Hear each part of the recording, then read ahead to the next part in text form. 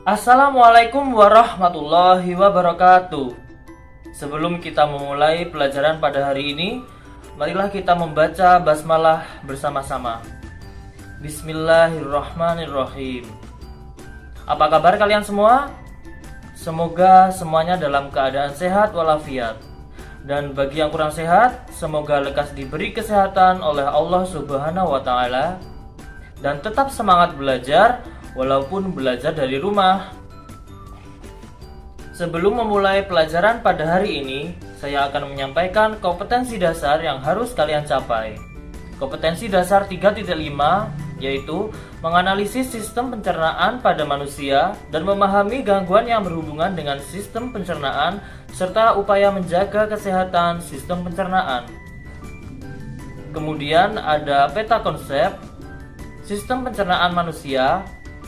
Ada 3 cabang, yaitu nutrisi, kemudian struktur dan fungsi sistem pencernaan makanan pada manusia, kemudian gangguan pada sistem pencernaan dan upaya untuk mencegah atau menanggulanginya. Dan sekarang kita akan mempelajari tentang struktur dan fungsi sistem pencernaan makanan pada manusia. Kemarin sudah membahas tentang nutrisi dan organ pencernaan. Sekarang kita akan membahas tentang enzim. Apa itu enzim? Ada yang sudah tahu atau ada yang sudah belajar? Enzim yaitu senyawa berupa protein yang berfungsi sebagai katalis atau senyawa yang mempercepat proses reaksi tanpa habis bereaksi dalam suatu reaksi kimia. Kemudian fungsi enzim itu apa sih? Enzim itu berfungsi untuk memecah molekul makanan yang kompleks menjadi molekul yang lebih sederhana. Kemudian, dari manakah enzim berasal? Kalian akan mengenal istilah kelenjar. Kelenjar ini adalah penghasil enzim. Enzim pencernaan dihasilkan oleh getah atau kelenjar pencernaan. Kemudian, kelenjar ada macamnya. Yang pertama yaitu kelenjar ludah, yang kedua adalah kelenjar lambung, dan yang ketiga adalah kelenjar pankreas, empedu, dan dinding usus halus. Jadi kita akan mempelajari enzim dan kelenjar secara bersamaan. Yang pertama ada kelenjar ludah. Bisa dilihat gambar di samping saya. Kemarin di video saya sudah saya bahas ya, kalau kalian memperhatikan. Kelenjar ludah ada 3 macam, yaitu yang pertama adalah kelenjar parotis, dan yang kedua adalah kelenjar sublingualis, dan yang ketiga adalah kelenjar submandibularis. Semua kelenjar ludah menghasilkan air ludah. Air ludah dapat keluar dipengaruhi oleh adanya makanan di rongga mulut, mencium bau makanan, melihat makanan, dan memikirkan makanan. Bisa kalian lihat pada gambar yang berwarna oranye seperti gelembung. Itu adalah kelenjar ludah. Nah, kelenjar ludah ini menghasilkan air ludah. Kemudian air ludah itu mengandung enzim apa sih?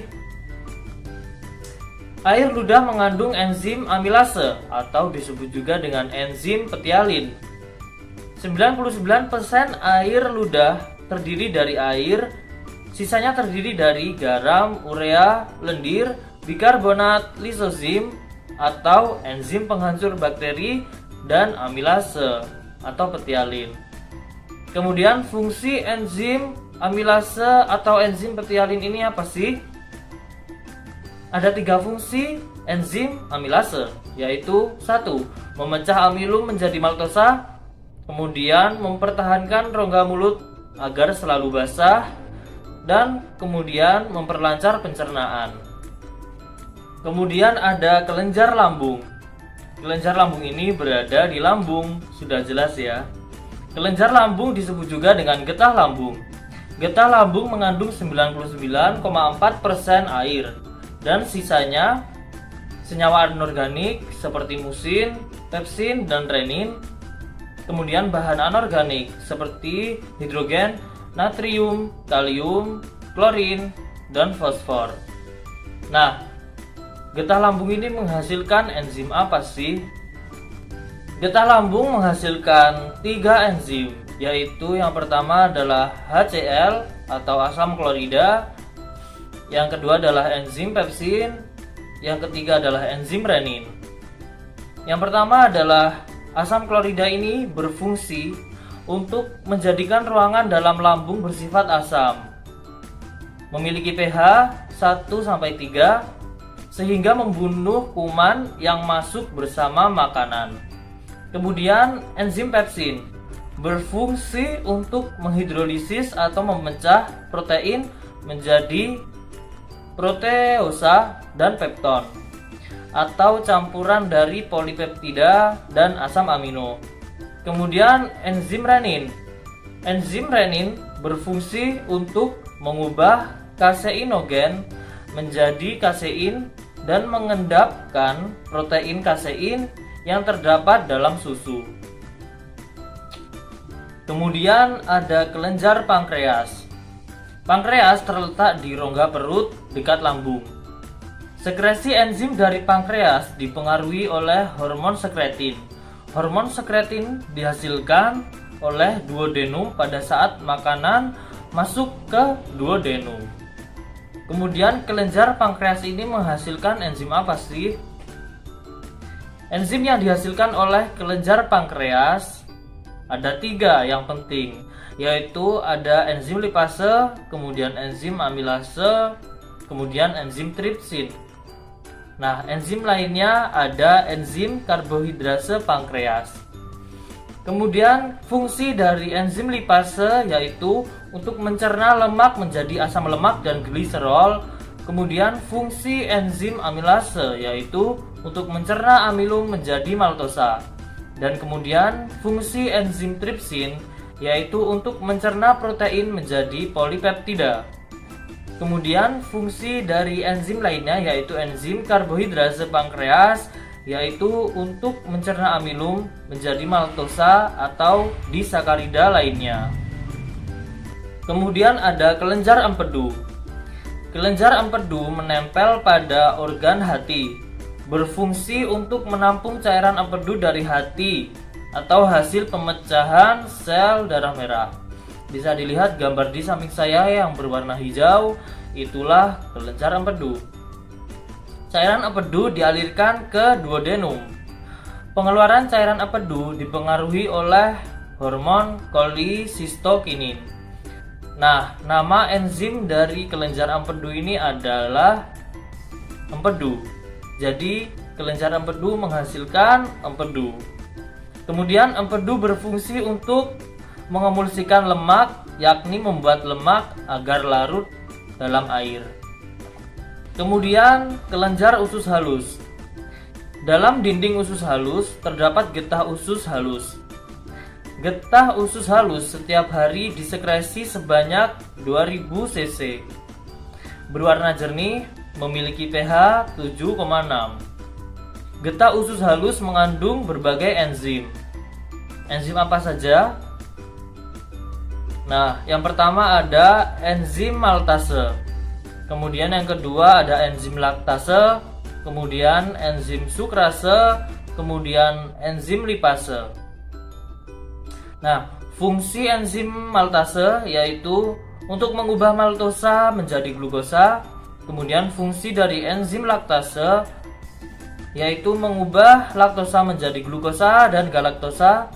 Kemudian fungsi dari enzim sukrase yaitu mengubah sukrosa menjadi glukosa dan fruktosa. Dan fungsi enzim lipase yaitu mengubah lemak menjadi asam amino dan gliserol. Kemudian masih terdapat enzim lainnya yaitu enzim enterokinase dan enzim peptidase. Fungsi dari enzim enterokinase yaitu berfungsi mengubah tripsinogen menjadi tripsin. Kemudian fungsi dari enzim peptidase mengubah polipeptida menjadi asam amino. Kemudian perhatikan tabel berikut. Tabel berikut adalah enzim yang penting dalam organ pencernaan kita. Bisa dibaca dan dicatat dalam buku catatan agar kalian mudah mengingat. Agar pencernaan kita tetap sehat, tetaplah makan yang teratur, namun jangan berlebihan, karena dengan makan berlebihan akan menyebabkan gangguan pada pencernaan dan juga penyakit. Kemudian, tahukah kalian Rasulullah Shallallahu Alaihi Wasallam pernah bersabda pada hadis berikut, yang artinya, tidaklah manusia memenuhi wadah yang lebih buruk dari perutnya. Cukuplah bagi anak Adam itu beberapa suap yang dapat menegakkan tulang punggungnya. Jika memang harus melebihi itu, maka sepertiga untuk makanannya, sepertiga untuk minumannya, dan sepertiganya untuk nafasnya. Hadis ini menjelaskan, jikalau kita sedang makan, maka makanlah secukupnya saja, agar sistem pencernaan kita tetap sehat dan kita tidak mudah terserang penyakit atau gangguan pencernaan. Kemudian, terima kasih sudah memperhatikan pelajaran pada hari ini. Sekian dulu pelajaran hari ini, yaitu tentang enzim dan kelenjar pada organ pencernaan manusia. Sebelum kita mengakhiri pelajaran pada hari ini, marilah kita membaca hamdalah bersama-sama. Alhamdulillahirabbil alamin. Semoga pelajaran hari ini bermanfaat. Tetap jaga kesehatan dan tetap semangat belajar, walaupun belajar dari rumah. Sampai jumpa minggu depan. Wassalamualaikum warahmatullahi wabarakatuh.